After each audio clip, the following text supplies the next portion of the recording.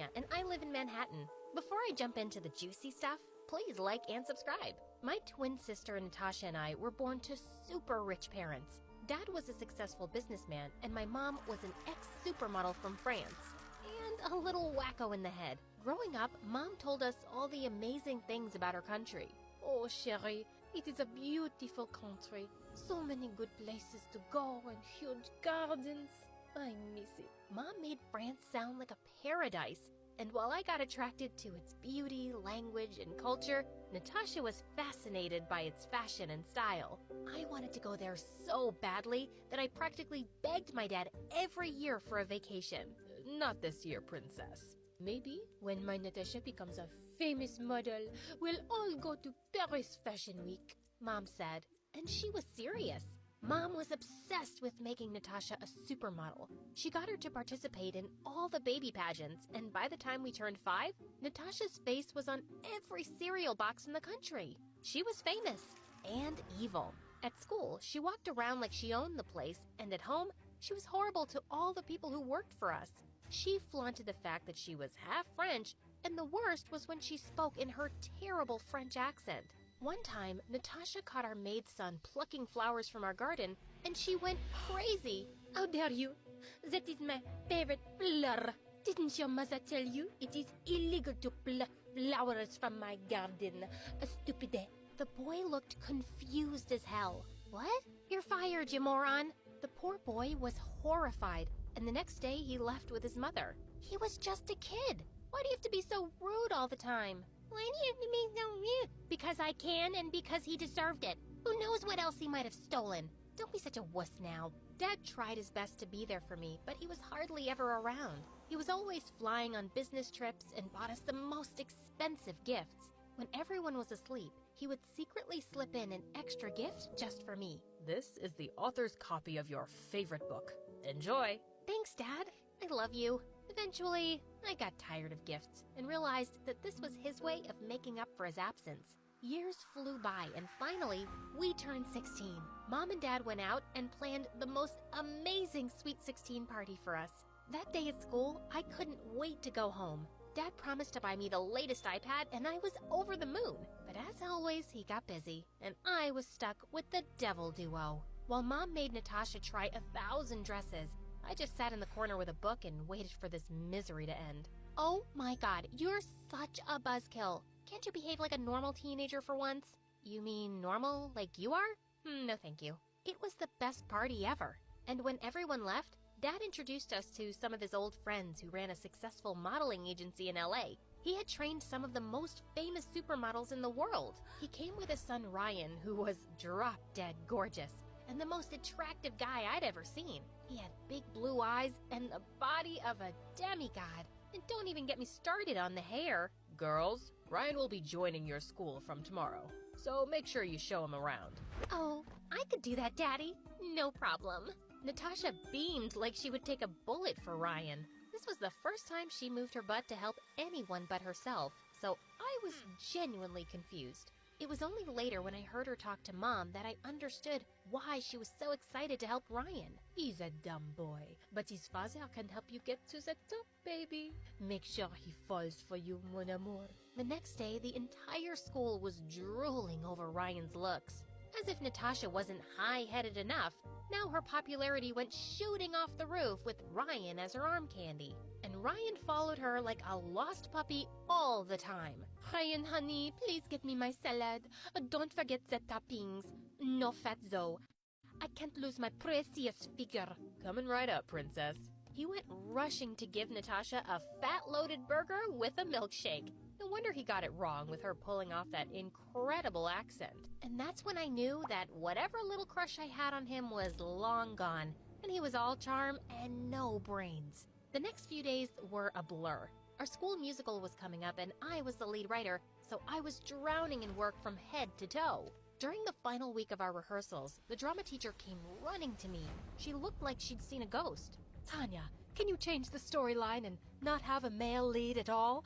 Our lead actor in the play fell and broke his leg. Holy bananas! There's no way we could do that on such short notice. I was losing my mind over the situation, but just then I saw Ryan walk into the hall. I was passing by when I heard you guys. I can be your lead guy. I have a really good memory, and I can learn the lines in no time. Oh, you're a savior. No problem. I gave him his script and asked him to learn everything. Within 15 minutes, he was all set. That was fast. Are you sure you can do this? I can do it if you're willing to help me. Practice my lines with me, will ya? When he started saying his lines, I stared at him wide-eyed. It was like I'd written the part for him, and he looked perfect with that face and voice. If you keep staring at me, I'll get awkward. Sorry. Anyway, you keep practicing. I gotta go. I have a class. I'll see you tomorrow.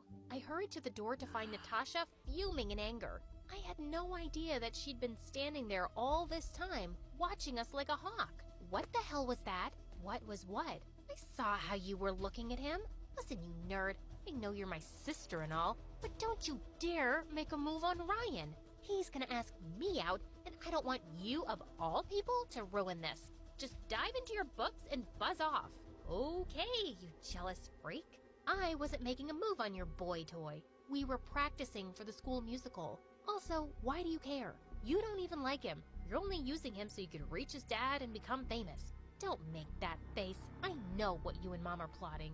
Natasha turned red and charged onto me like a raging bull. We broke into a fight, and by the time our teachers broke us apart, she had a massive blue mark smack in the middle of her face. I have a shoot today, you moron! Look what you've done! Get over it. You're great at hiding things, aren't you? Use some makeup and stay away from me. During rehearsals the next day, Ryan told us that he was having a huge party at his house. It was his birthday and the whole school was invited. I just have to look my best. I want all eyes on me, especially Ryan's. Natasha said, jumping around like a frog, trying out dresses like a maniac. Wow, real mature. Just as I was about to leave the room to get away from her awful voice, she jumped on my head and said, "Why are you running off so soon? Listen, not that I care, but if you do manage to get your boring butt to the party, you will stay away from Ryan. Do you get me? I will legit throw you in the barn if you say a word to him. Make all the assumptions in the world you want to. I like my life drama-free." And I walked back into the room, leaving Natasha sizzling in anger. The next day after the party, everyone waited for Ryan at the rehearsals, but he never showed up. I called him a million times, but he kept rejecting my calls. I searched and searched for him and finally found him sitting on the bleachers. Hey, we've been waiting for you for the past hour. You should have told us if you were planning to ditch us at the last moment. Go away, Tanya. I'm not in the mood. Ryan looked sad. I sat next to him and asked him what was wrong. Yesterday was my birthday, and all I wanted to do was spend some time with Natasha. I honestly really like her, but she never even wished me a happy birthday. She came to the party, went straight to meet my dad, and then she just vanished. My heart went out to Ryan. He deserved so much better than my evil sister. Natasha can be mean sometimes. She's the pampered one. Hang in there. I'm sure she'll come around. Ryan looked at me with his deep blue eyes and his heart-melting smile, and we went on our way to practice. Our musical was a massive hit, and everyone applauded and congratulated the team. And after that day, Ryan and I started hanging out more often and became best of friends. I was happy I finally had someone to discuss my books and work with, and he was happy because he could finally get answers to all his annoying questions. What does Natasha like to eat? What's her favorite color? What's her favorite perfume? He was obsessed with her. And then one evening when I had just gotten back from school, I saw Ryan standing in the driveway with the prettiest flowers. I'm gonna ask Natasha to be my girlfriend today. I hope she says yes. Oh, that she will, but not for the right reasons. As his friend, I thought it was high time he knew the truth. Natasha was the meanest person on earth and a manipulative witch, and Ryan needed to know before he got his heart broken. I gathered the courage to tell him the truth, but just then Natasha walked in looking like an angel, and Ryan's mouth went flying open. What an idiot! "Ay, gorgeous, don't you look handsome? And flowers? For me? Oh, sweet. You're the best, Ryan." With that, they drove off in Ryan's supercar. They deserved each other. The fake beauty with no brains. After about an hour, as I was about to jump into my bed, I got a frantic call from Mom. "It's your sister. Hurry, come to the hospital." Mom told me that Ryan's car had a terrible accident on their way to the movies, and Natasha had been seriously injured. I rushed to the emergency room, panting and falling, to find her sitting with my parents watching an MSA video. What on earth happened?